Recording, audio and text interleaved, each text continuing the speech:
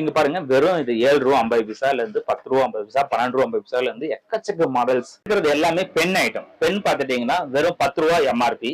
அதுல எங்கிட்ட கம்பெனி மட்டும் ஒரு 100 150க்கு மேல கம்பெனி எங்கிட்ட பிராண்டட் இருக்கு.